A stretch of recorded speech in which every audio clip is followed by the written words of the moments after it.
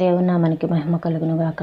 మన ప్రభువును రక్షకుడైన యేసుక్రీస్తు వారి నామంలో అందరికీ ఉదయకాల శుభములు తెలియజేయుచున్నాను. ఈరోజు దేవుని వాగ్దానము మార్కు సువార్త 2వ అధ్యాయము 2వ వచనము. ఆయన ఇంట ఉన్నాడని వినవచ్చెను. ఇక్కడ మార్కు సువార్త 2వ అధ్యాయము మొదటి నుంచి చూసుకున్నట్లయితే అక్కడ యేసు ప్రభువారు కపెర్నహూములోకి వచ్చారు. వచ్చినప్పుడు ఒక ఇంట్లో ఉన్నప్పుడు అక్కడ అనేక మంది ప్రజలు ఉండబట్టి ఆయన యేసుప్రభువారు ప్రజలకు వాక్యం బోధిస్తూ ఉండగా కొంతమంది మనుషులు పక్షవాయువు గల ఒక మనిషిని మోయించుకొని తీసుకొని వచ్చారు యేసుప్రభువారి దగ్గరికి. అయితే ఆ ఇంట్లో స్థలం లేనందున వారు సందు చేసి ఆ ఇంటికి ఉన్నటువంటి పైన ఆ కప్పును విప్పి ఒక చిన్న సందు చేసి అక్కడ పక్షవాయువు గల వారిని పరుపుతోనే దింపారు. ఈ మాటని మనము ఆత్మీయంగా తీసుకున్నట్లయితే ఇప్పుడు ఆ పక్షవాయువు గల వ్యక్తి అప్పటి వరకు యేసుప్రభువారు ఉన్న ఇంటికి వచ్చే వరకు తెలియదు ఆ వ్యక్తి ఎవరో, ఎక్కడున్నాడో, ఎక్కడ దాగి ఉన్నాడో, ఏం చేస్తున్నాడో అనేది ఎవరికీ తెలియదు.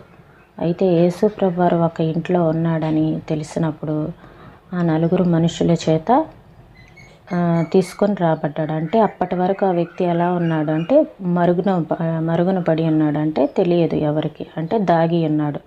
ఇప్పుడు ఈ మాటని మనము ఆత్మీయంగా తీసుకున్నట్లయితే దాగి ఉండటం అన్నమాట. మనము దేవుని పిల్లలంగా తెలియబడకపోవచ్చు, దాగి ఉండవచ్చు. అనుకున్న సమస్యలను బట్టి మనము ఎక్కడ ఉన్నామో, ఏం చేస్తున్నామో ఎవరికి తెలియకపోవచ్చు, ఎవరినో గుర్తించలేకపోవచ్చును. అయితే దేవుడు ఏ స్థలంలో మనల్ని ఎక్కడైతే ఉంచాడో మనము అక్కడే ఉండాలి అనేది దేవుని మాట. నీళ్ల లోపల దాగి ఉన్న చిన్న జీవులు నాచు, జమ్ము, గట్టి పదార్థమును సిద్ధము చేయును. అది పెద్ద గుబురుగా అభివృద్ధి అయి ఒక లంకగా తయారగును. దాని మీద మనుష్యులు నివాసము చేయసాగుదురు. అక్కడ దేవుని బిడ్డలు జన్మించి క్రీస్తుతో మా పౌరులుగా దేవుని నిత్య మహిమను బయలుపరచుదురు. అవి దాగియుండి అంత పని చేతుమని ఎరుగలేదు. నీవు దాగియున్న దేవుని బిడ్డగానున్నందుకు దిగులు పడవద్దు, భయపడవద్దు, సనగవద్దు, ఫిర్యాదు చేయవద్దు. దేవుడు నిన్ను అక్కడ దాచి ఉంచిన ఎడల తప్పించుకొని పారిపోవుటకు ప్రయత్నించవద్దు. నీళ్లలో దాగి ఉన్న ఆ చిన్న జీవులు లేని ఎడల ఆ గట్టి పదార్థము సముద్రములో తయారవ్వదు. రాతి పదార్థము రాని ఎడల అక్కడ లంక తయారు కాదు.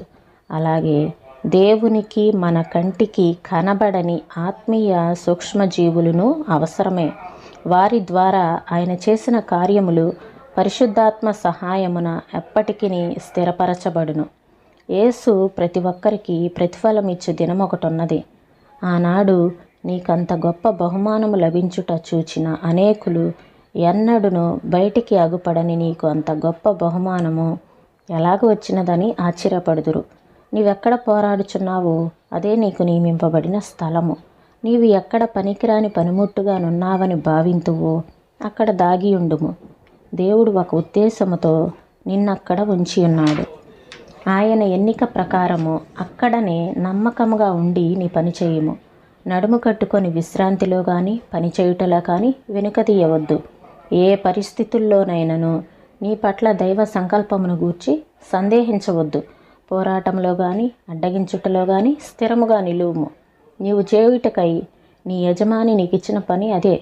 జనసమ్మర్దముతో నిండిన కూటమును మనము విడిచి వెళ్ళిపోవచ్చును.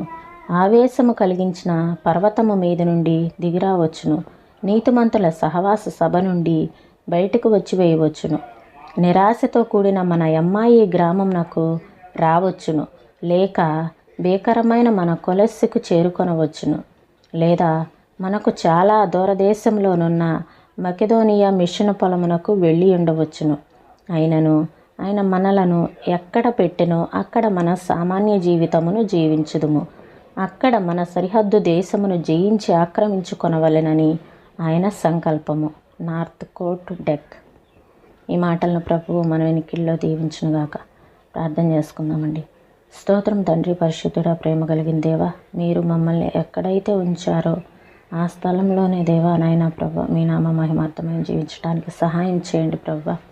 అయ్యా పోరాటంలో కానీ అడ్డగించుటలో కానీ ఎక్కడైనా నాయన మీరు మమ్మల్ని ఎక్కడ ఉంచితే అక్కడ స్థిరముగా నిలబడే శక్తిని మాకు ఇవ్వండి.